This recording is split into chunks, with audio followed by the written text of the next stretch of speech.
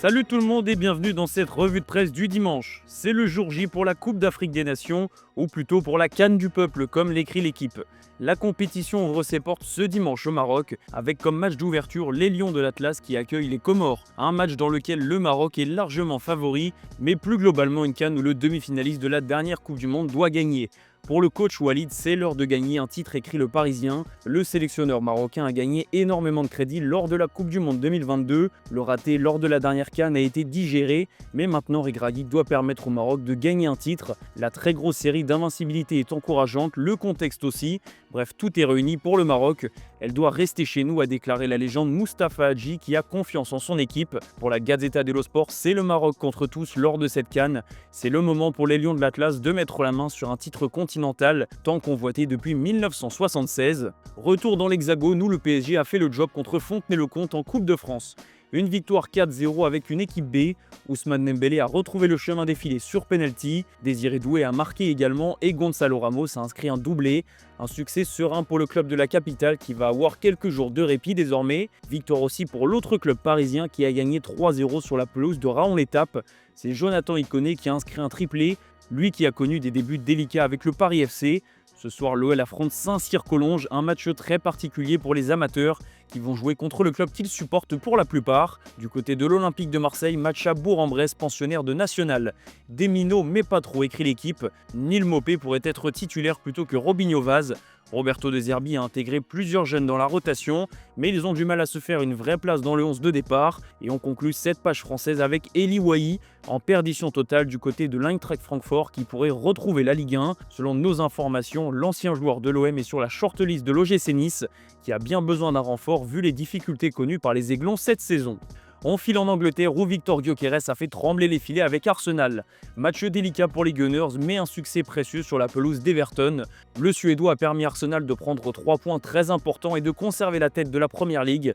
Avant ça, Liverpool est allé chercher un joli succès sur la pelouse de Tottenham. Victoire 2-0 pour les Reds grâce à 2 buts de ses attaquants Alexander Isak et Hugo Ekitike. Même sans Mohamed Salah parti à la CAN, Liverpool gagne et continue sa petite remontée au classement. Le point noir pour les Reds, c'est la nouvelle blessure d'Alexander Isak qui a été touché sur son but. Isak est sorti en larmes, lui qui a beaucoup de mal à enchaîner avec Liverpool depuis sa signature cet été. Arne Slot s'est d'ailleurs montré très alarmiste.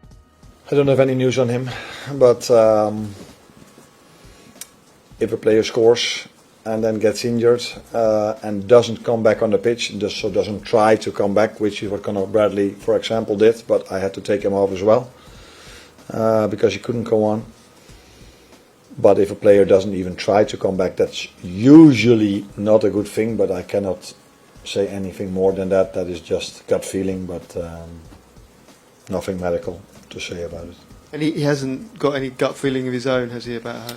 Haven't spoken to him about that yet, but it's a good thing that he scored. Good goal, assisted by Florian Wirtz. Said last week already that players are getting better, our team is getting better. Again, wasn't perfect today, especially not in the last 10 minutes. But in the meantime, we pick up points, and I see the team developing in the way I would like them to see. Du côté de Manchester City, on continue de gagner et on met la pression sur Arsenal. Les Sky Blues ont écrasé Tottenham 3-0. Erling Haaland a encore inscrit un doublé et Tijani Reinders a bouclé cette belle victoire. Du moins, c'est une belle victoire au tableau d'affichage parce que dans le contenu, Pep Guardiola trouve toujours des choses à redire. Le coach de City a poussé un coup de gueule après la victoire de son équipe, preuve de son exigence énorme. Ils ont le droit de faire la fête, je ne dis pas que je ne suis pas satisfait de ce qu'ils ont accompli lors des 8 derniers matchs, je suis vraiment ravi.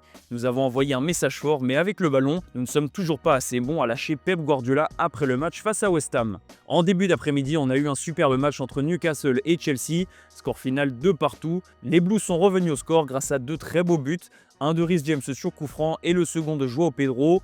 Du côté des Magpies, Nick Woltemade avait inscrit un doublé en première période.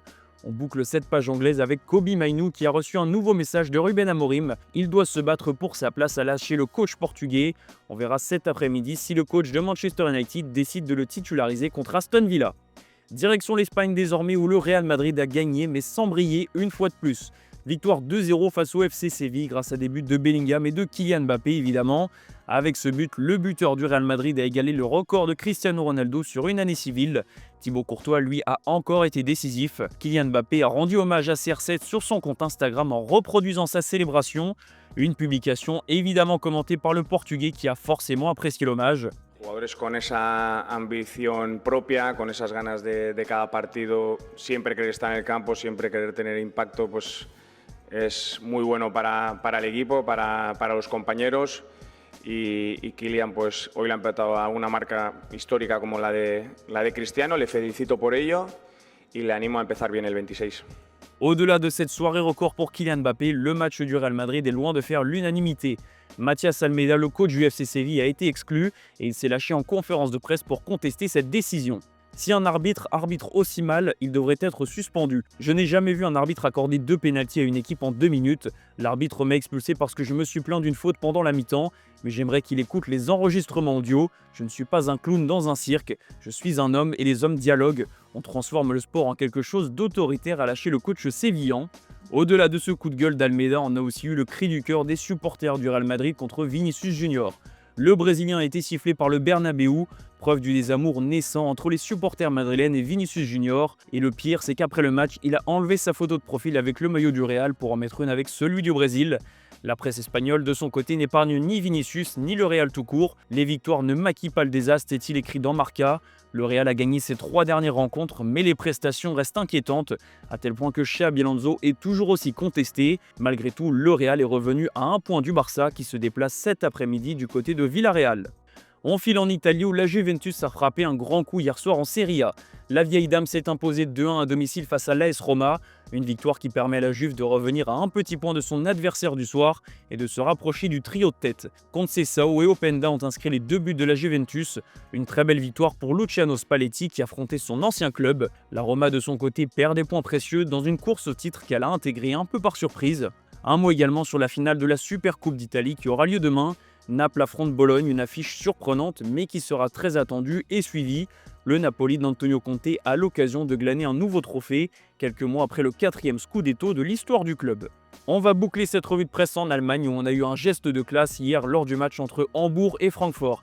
Après un choc violent entre Rasmus Christensen et Miro Muheim, Vuskovic a été l'un des premiers joueurs à s'inquiéter de l'état de Christensen.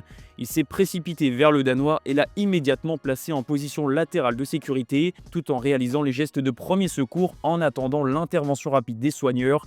Un geste de très grande classe qui a été décrit comme l'action de la saison par la presse allemande. La maturité de Vuskovic, qui n'a que 18 ans au passage, restera forcément l'un des moments forts de cette fin d'année en Bundesliga. Voilà les amis, c'est la fin de cette revue de presse. Merci de l'avoir suivi et on se donne rendez-vous dès demain matin pour un nouvel épisode sur Foot Mercato.